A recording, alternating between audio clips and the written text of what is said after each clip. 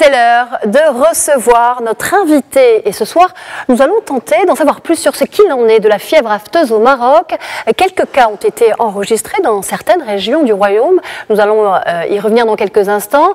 Mais pour circonscrire ces foyers soupçonnés, les éliminer et surtout éviter la propagation, une campagne nationale de rappel de bovins a été lancée en janvier. Pour en parler, je reçois Farid Amraoui. Il est chef de division de la santé animale de l'ONSA, l'Office national de sécurité sanitaire des produits alimentaires. Bonsoir.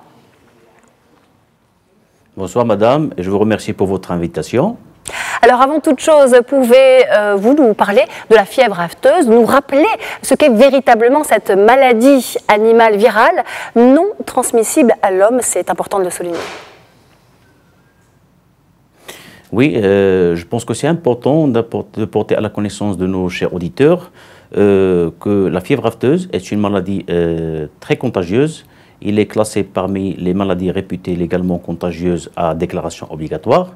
Et ces maladies sont régies par un arsenal juridique très important, aussi bien à portée générale que spécifique, qui édicte les mesures spécifiques à prendre contre les différentes maladies.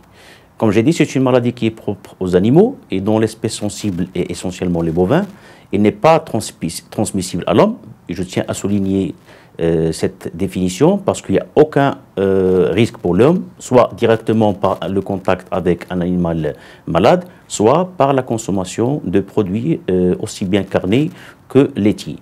C'est une maladie, comme j'ai dit, donc il est propre aux ongulés, c'est-à-dire les bovins qui sont les plus sensibles, mais il peut toucher aussi les ovins, les caprins et les camelins, ce qui permettrait d'expliquer par la suite les mesures qui sont prises lors de la déclaration de la maladie. Alors nous le disions il y a quelques instants, quelques cas ont été enregistrés. Rappelez-nous quelles sont les régions concernées et surtout, parlez-nous de cette souche, la souche du virus en question, analysée par les laboratoires tant nationaux qu'internationaux. Très bien. Donc, depuis le 7 janvier, et grâce à la vigilance des services vétérinaires de notre office, l'Office national de la sécurité sanitaire des produits alimentaires, et celle des vétérinaires privés sur le terrain, qui jouent un rôle très important dans la surveillance sanitaire de l'état sanitaire du cheptel national, les premiers foyers ont été déclarés dans la province de Frim Saleh. Et jusqu'à maintenant, on note qu'il y a un nombre très réduit de foyers, notamment dans les provinces de Frim Saleh, Ribga, Sidi Ben Nor et Qalat Sragna, avec un cas très isolé au niveau de la province de Tanger.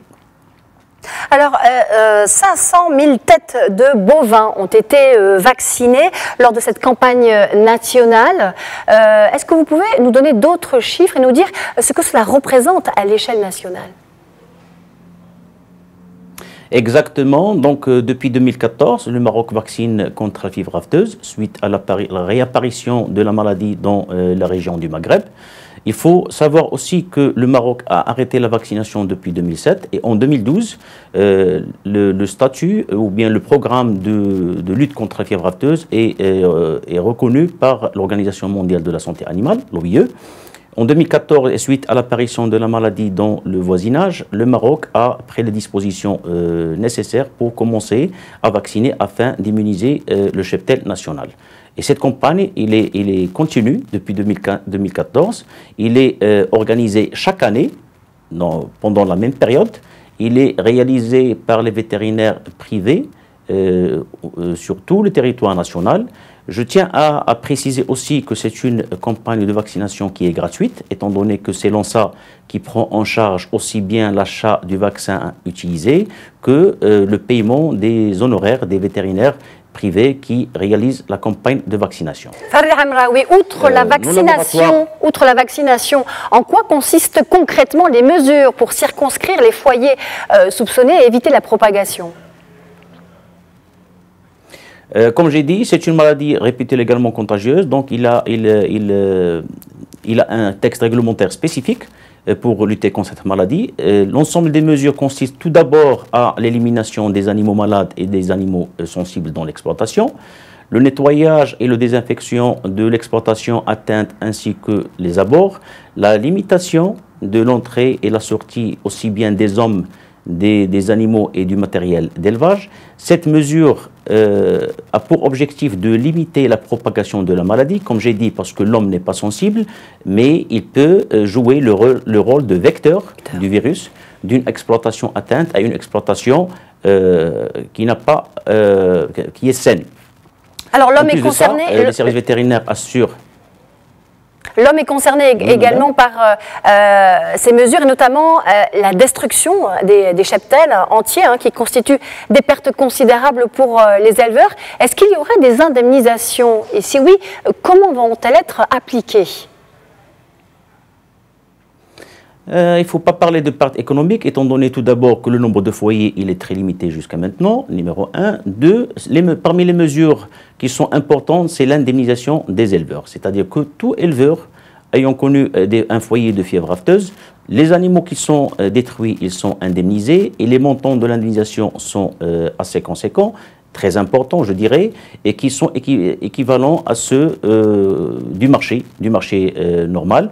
Et donc cette indemnisation se fait d'une façon systématique. L'éleveur n'a qu'à présenter une photocopie de la carte nationale et son RIB pour que l'indemnisation soit versée dans son compte bancaire. Et c'est les services vétérinaires locaux qui assurent l'instruction du dossier et le paiement des indemnités pour les éleveurs. Farid Amraoui, merci pour toutes ces précisions. Je rappelle que vous étiez en direct depuis Rabat avec nous et que vous êtes le chef de la division santé animale à l'ONSA.